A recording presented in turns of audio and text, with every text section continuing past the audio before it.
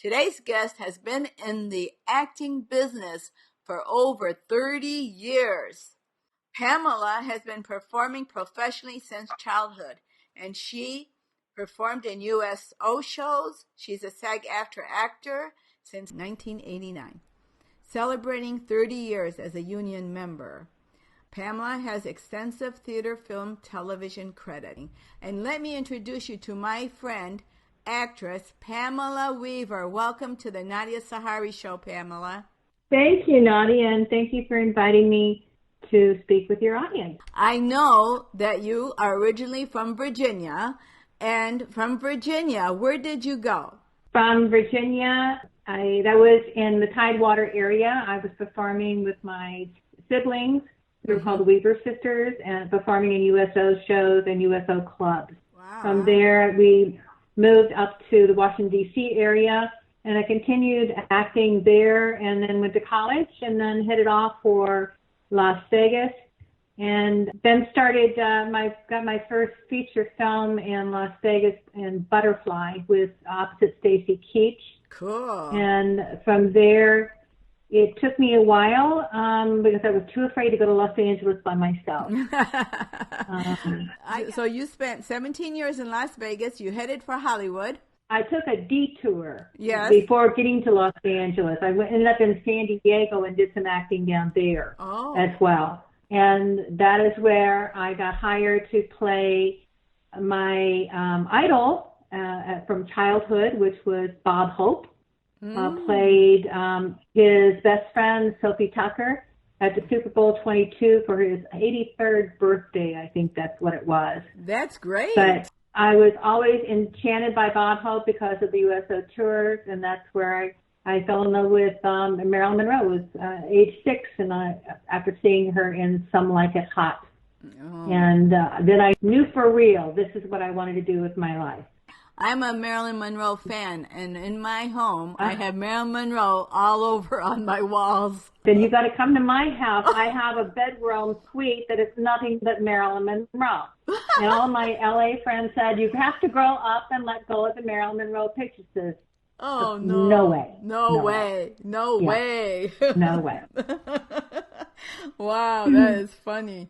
Yes, so go ahead. Tell us. So what happened? You were inspired by Marilyn Monroe. And so I carried that with me, and I can remember even as a child, we lived right on the water in Virginia Beach, and I would set up on that patio and pretend I was performing, and then we'd do the bows and thank you, thank you, thank you. And then one of the things I recall the most was my sister, who was the real person behind all of that and getting us booked into tours. I would go to school and come home, and we immediately had to go to rehearsal. So I thought every kid growing up was able to sing, dance, and perform. So it was really, when I got in my teen years, I went, really? No, you don't perform and sing? So that was kind of odd for me. You were on the Ted Mack Talent Hour. What did you do there? You performed your singing and dancing? And how old were you? I was 6 years old, yeah. Wow. And I don't know if you remember this, Nadia, but there was 3 guys that played a trumpet, drums, and I think a guitar. And they were all dressed as monkeys, and one would have their hands over their eyes, the other against their mouth, and the other ones with their ears. No. Well, you don't remember that? No. Well, that was on the Ted Mack Hour. Okay. I went behind stage, found their masks, and put them on, and the producers thought that was hysterically funny. So I remember them trying to push me out in front of the cameras. I do remember that. That's cute, yeah. So then what happened? You were inspired by Marilyn Monroe, and what did you do for a living while you were in Hollywood, trying to be an actress, working your way up to the film industry? I worked for law firms, even when I was in Las Vegas. And then I realized, well, you know, these are entertainment law firms around here too, and what better way to secure my own career, being able to negotiate my own contracts if I know what the business was about on the inside. And that helped me tremendously. Also, in that time period of working in these legal law firms, I met a lot of stars, from Bob Dylan and Joni Mitchell and then on to Cindy Williams with Laverne and Shirley and Roseanne. And one of our clients, now remember I told you my childhood idol was Marilyn Monroe. Right. So I'm at the law firm, and I find out that we represent the Marilyn Monroe estate. And I was talking to Anna Strasberg, because I would talk with all the clients, and she was going to be doing a talk at this the Strasberg Institute, and invited me to come down. So I was ecstatic and went down, and she pulled me out of the audience and tested my skills as an actor, and then after performing, pulled me aside and gave me a scholarship to the Strasberg Institute. That's great. And so I studied there for several years. Also studied with Stella Adler, and she was a tough cookie. When I started doing her class, if you didn't do things the way she expected them, I mean, she would literally to get the hell off my stage, which she did to me at one point in time. Wow. And then our final performance, though, it worked out really great because my final performance for the class was before the public they invited in. And I'm behind stage with my scene partner, and I hear Stella saying, "Oh, and this is a scene from the top of the stairs, one of my favorite of all time scenes." And I turned to my partner and I said, "We are going to have a major problem here." And we went out on stage. We got a standing performance. She stopped us halfway through and said, "This is what's going on," explaining it to the audience and to the other actors. And then she turned around directly and looked at me and said, "But you know that, don't you?" And I said, "Yes, ma'am." And then later that we got a standing performance, and I'm back behind cleaning up my props and working with them, and she comes back on a walker and saw me with my props, and she turned to me and she said, "Enjoy your life in acting, because this is where you belong." Oh, wow. And I will never forget that. I burst out crying. From there, I got my first stage show, and that became a feature film called Joey Takes a Cab, starring in husband was Lionel Standard. Wow. From Heart to Heart. You remember him? No, I don't. I might know what he looks like, but I don't know the name. So he has a really gruff voice. Nice, Joey. I always knew you'd make the big time. Come on, I'm only going to be here 20 minutes. I'm getting $100 for this. I could double that for one trick. I know you all are wondering why Jojo married me. Well, there's no dark mystery. Honestly, we just like the way I humped him. I don't know. This shit's starting to get to me. He was one of the ones that was blacklisted in Hollywood during the communism, the McCarthy era. So I learned a lot from him too, because we were had our scenes, of course, all together. And from there, then the director from the play hired me for the feature film, and then I got several other feature films. And didn't even have to audition. I would go in and I would talk to the director, because it was the same director for all three films, Albert Band. So, and my career just took off. That's great. Now then, you left Hollywood. How long were you in California? 20 years. 20 years. 20 years. Wow. And yes, then ma'am. You left, went to Texas, to Austin. Yeah, it was the top of the real estate bubble in 2006. I sold my home because my accountant said, "This is your opportunity to act full-time. I know that's your heart's desire," and not having to go to do a 9-to-5 gig. And I said, absolutely. But when I sold it, I couldn't afford to buy back in.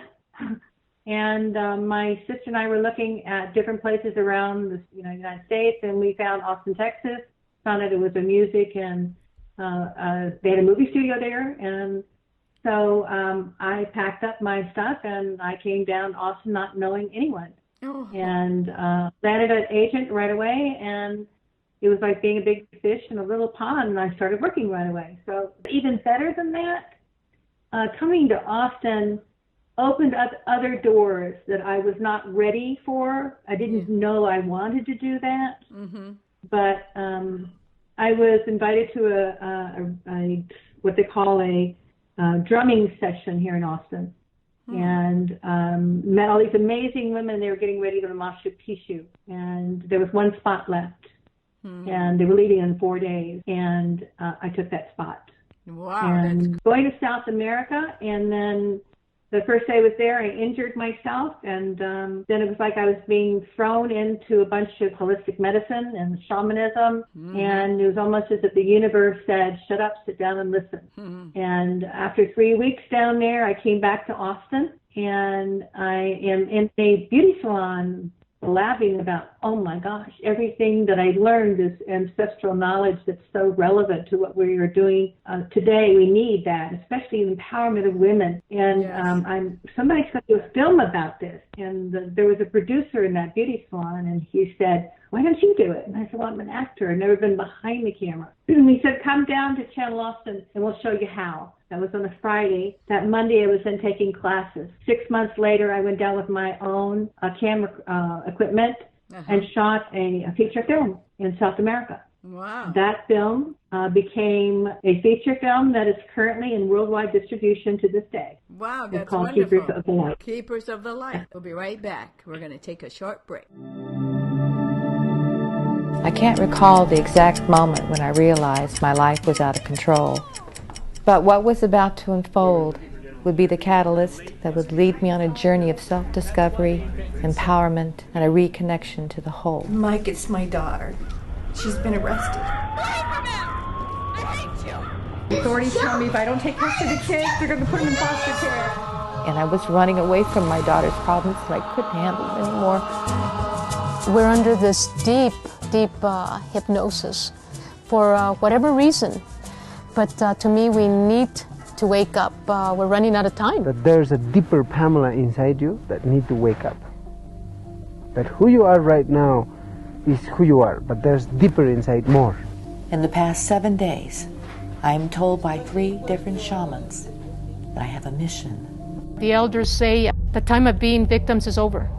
Time is now. Now, not December 21st of 2012. I was curious to see how my experience in these sacred lands would affect the rest of my life. I didn't have long to wait to find out.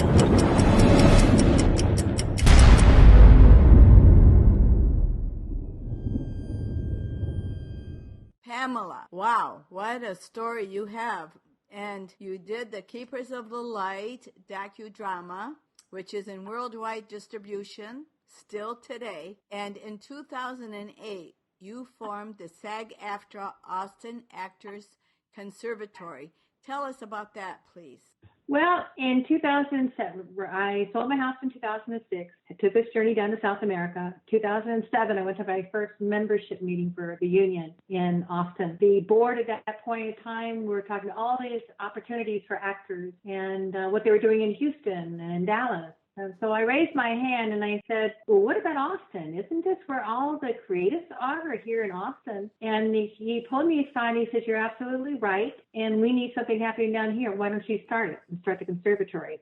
And I said, sure. And I don't know, I know many actors who have given over their paycheck for days and months and years of acting classes. And I'd already been through that. And I thought, wow, what a great opportunity to help my fellow actors, get them the kind of training they really need to face the professional world. Yes. By holding classes in Austin. And I started bringing in a lot of big name people that were teaching the classes here in Austin. And then the members kept seeing me doing all this work, and I was getting known in LA and New York. What the heck is going on down there in Austin? All this stuff is going on with union, and this was a right to work state. Yes. And then many of the members kept saying, why don't you run for president? And I said, I don't want to be administration. I'm an actor.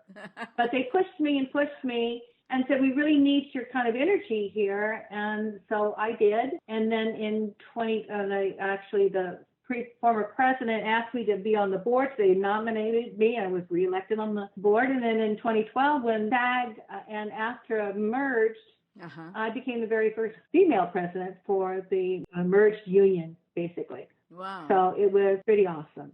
That's And great. then thereafter, I got reelected again, and now I'm also a national board member. So I spend a lot of my time in Los Angeles still working out these contracts and making things better for all of our members. That's wonderful. That's my passion. Good for you. Good for you. Well, now, I read in your bio that you were adapting a book for the big screen that you co-wrote with Frank Pirelli entitled Famous Last Suppers. Tell us about that. Well, Frank Ray Pirelli has been my surrogate dad, and he's actually the one that hired me on my very first stage play with Joy Takes a Cab. And also then that was when our friendship started. So that started way back in 1989. Wow. And so we had been writing this book, and the entertainment law firm I was working for at the point in time, they were trying to show it around in New York and stuff, but it never got kicked off. And I don't know if I told you, but one of the actors that we represented was Roseanne Barr.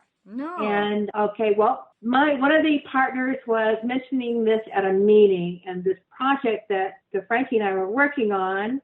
And after about 2 or 3 years after leaving Hollywood, I'm turning on the cable channels and I see Famous Last Supper. And I called Frankie. I said, "What happened? How did Roseanne Barr's got our name on there?" And he said, "Well, she can't do it because we have Writers Guild, protections, all this stuff." And then the show was basically canceled. And the reason why it was canceled was because she thought, "Oh, this is a great idea," because what the idea of the book is Frankie was a entertainer from the 1930s. He was a stand-up comic. During the war, he was Lenny Bruce's was his roommate, in Hollywood. The list of celebrities, which is I met so many people through Frankie. Frankie just opened the doors for me. And in that, we got all these stories, collaborated. I kept asking me because I was a legal secretary, and so I could type. I was the only one that could read his handwriting, basically. So we collaborated, and that was back in the late 1990s. And just about a couple of years ago, Frankie would paid me a little, but I said, "Frankie, I've got to work. I can't spend all this time working on this project, and I've got to make a living at the same time." And so I laid back on it, and I've always thought from day one when we started working together that it's not a book. People look at it, is it a cookbook? Because after every story, we give the recipe of the Last Supper of that individual. Oh. And I kept telling Frankie, so this is not just a book. Wow. This is an episodic. And so we were looking to take it to Netflix. Mm-hmm. And in the meantime, Frankie caught West Nile virus in California. And his health went down drastically within like 6 months. And that was a couple of years ago. So I was talking again from all these people I'm bringing in for our actors in Austin. There was another guy, a voiceover actor, and I told him the story, and he said, "Why don't you self-publish?" Mm-hmm. And so I did. I got back in and spent 3 months working and getting all this stuff together again. And I finally got the book published. Mm-hmm. And the biggest compliment was walking into that hospital room, and he looked terrible with all those tubes and stuff. And I showed him the book and this grand smile across his face. And it gave him the opportunity to relive all those stories again. So it was good for him. It was good for me. I showed it to some other people, and they said, "Oh, wow, you got to take this to Netflix." And that's where it was going. And I was just happened to be in Chicago visiting my grandson last October. And the people that kept mentioning who should be the starring role playing Frankie would be Danny DeVito. Mm-hmm. And I'm on a train in Chicago, and those doors opened up between the buildings. And who do I see but a life-size figure of Danny DeVito waving at me? Wow. And so all these things were coming together. A couple of weeks ago at South by, I happened to be I'm supplementing my career now as rideshare. I met the writer who won for New Girl, who actually was also a writer on It's Always Sunny in Southern California. Met his parents in my car. Mm. "Oh, you've got to get a hold of our son, Doherty." So we'll see how that happens. Wow. In the meantime, this past summer, I just directed another film. It's called Lift and Separate. Yes. This is, again, just like Keepers of the Light is about empowerment of the individual. Yes. This is a story, a true story, about a 50-year-old family secret that comes to light, and it circles around the Cinderella story. Oh. Production is done as if it was a Disney story. And it just so happens the song that came out of it, when we were on set, I kept, told people what, we've already got this cast, it's an all-female cast, because I had all my friends saying, can we be in it? And I said, no, all-female cast, and I'm just looking for this song. I keep hearing it in my head for what I want for the opening. And one of the gals, I don't know if you know her, Griffin Gardner, she is a SAG-AFTRA actor as well. Yes.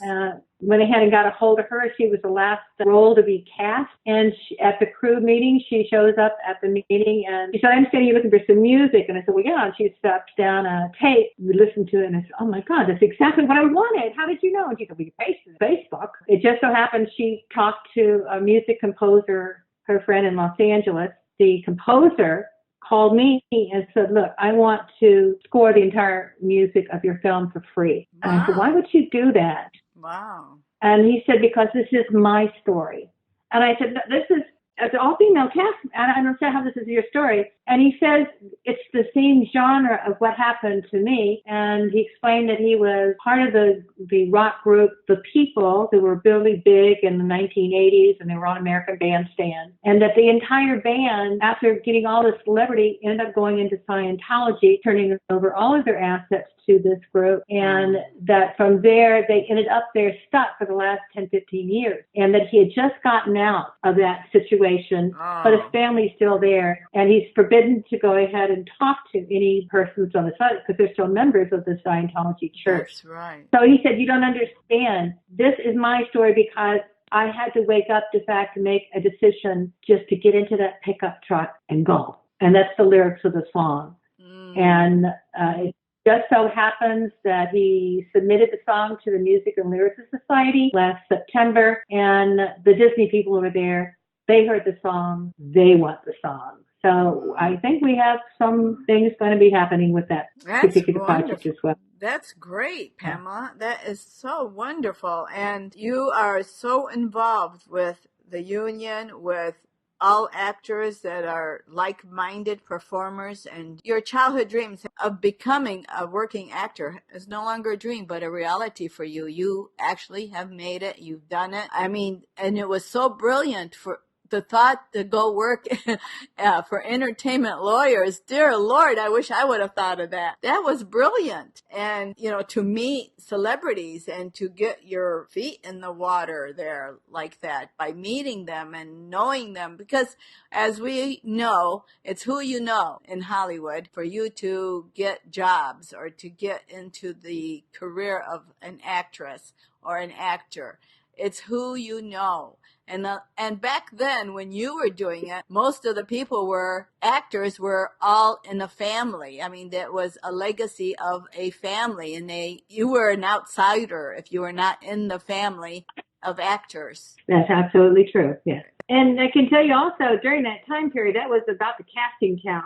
Era. And that has changed dramatically now, as she's well known. Our union has gone ahead and taken a major stand against sexual harassment, against having auditions done in someone's hotel room. Yes. I mean, so things have come around, and that's why I'm so proud of our union that is protecting our actors. Yes. And especially the young gals, yes, coming up. Yes. Well, let me ask you, what would you give the audience as a guidance or as advice if someone is out there trying to be an actress or an actor, and we know it's hard to do that. It's hard, and maybe it's not as hard as it used to be when you were doing it. What kind of diamonds can you give us to glean from, to give them hope and encouragement, not to give up on their dream? If this is your passion, you're going to know it's your passion. When you spend 12 hours waiting for a scene, when you go in and spend hours and hours just waiting to go ahead and do what you're supposed to be doing. And then all of a sudden they cut, or it's raining or something else happens. I even had an opportunity when we were shooting Joey Takes a Cab. During a major emotional scene, we had an earthquake to shake up. And then going back from sucking off all that, that crying and all that stuff. That takes training. Mm-hmm. So my advice to any actor is, especially if you're still in school, try out for all the plays. I try out for everything. Musicals, comedies, dramas, period pieces. You get your feet wet there. Don't take from just one acting coach or one acting teacher. Find out, because everyone learns differently, and you're going to find someone that gives you that encouragement. Not saying that, and I actually work with some very difficult teachers, as I explained. They didn't always give me great grades or kudos. They would be hard, but I'm from a military family, so that gave me more strength to go ahead and get better. And so I would use every opportunity in school that you can to learn your craft. Find other teachers. Don't just stick with one. Some person can be a really good teacher, and they could be really lousy. You'll know it in your heart eventually. I would say that. And also, if you have an opportunity, even if it's a non-union project, pay attention. This, again, is your school and your homework. Every time you're on the set, watch what everybody does. Find out all the positions that they hold. How could you learn something from them? You never know when you're going to get an extra opportunity. I was on a set called, it was the writer Stephen King's Gotham Cafe. I had not been working in a couple of years, and they brought me on set. They gave one of these parts, a small part, to a family member. Well, she froze on the set. The producer knew I was a SAG-AFTRA actor, came up to me and said, "She can't do it. Can you do it?" I did, and I was back in the game. Always take opportunities. Never turn anything down. I mean, if it's going to be something that's going to, go against your grain, then, you make that decision. But everyone that looks at you for their performances is looking to get something. They want to hire you. The casting directors want to make sure that this is the last person. I don't want to have to go through another 15, another 100 actors to find the right part. So walk in there with that confidence when you go into an audition. Yes. Know that somebody wants you. And if you don't get it, I've got a lot of rejections.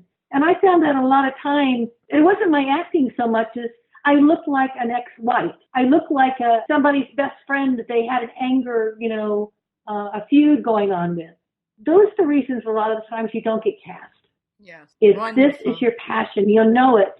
If you can withstand all of the rejection and all the bad mouthing, because there's a lot of jealousy. I was very fortunate when I came to Austin, because I would have never gone behind the camera except for the extreme mentorship of the creatives here in Austin. Going behind the camera would have never happened in LA. You have to have, I think it's like $25,000 direct in LA. That's just to get into the union. So, I mean, and if you are a non-union actor in Texas, there are tiers as far as initiation dues to join. So I love sitting on sets, and I will hear these myths that people think about the union. It's usually, that's when I'll go in and speak up and say, no, you got it wrong. This is what the real stuff is. No, it's not going to cost you $5,000 to join the union. No, it's, this can cost you $500 a year. And you have to learn it. If you are really interested in pursuing your passion as an actor, study up. Amen. Ask questions. Amen. That is wonderful. Perfect. Very well said. I mean, that was great advice. And Pamela, you are outstanding and amazing. I even just learned something. I learned a lot from you that I didn't even know about. So I want to thank you so much. But I want you to also let people know about your social media. How can they look you up, see what you're doing? Where are you? How can they contact you? I'm on Instagram at Pamela Denise Weaver. I have a website, www.pameladeniseweaver.com. I am also on Facebook. You can get a lot of my little tips because I'll put those up as public. I will give you a lot of information on the union. I'll tell you exactly what's going on. Our landscape as far as entertainment and performers has drastically changed over the years. Mm-hmm. but our union's catching up. A lot of the actors here in the right to work states, especially Texas, are upset because we just lost our tax incentive program again. But there's great news around the corner because Netflix, which is now doing their original content, they just invested $45 billion in the Albuquerque, New Mexico film studios. That means more work for us union members. We don't have to go to Atlanta to do that. I want to thank you so much for being on my show and for sharing your journey, your challenges. And you are truly an inspiration. And I thank you from my heart. And I'm so happy that you were here today and telling us your story. God bless you and thank you. And I will see you soon. You're very welcome. Thank you, Nadia. You're welcome. Thank you.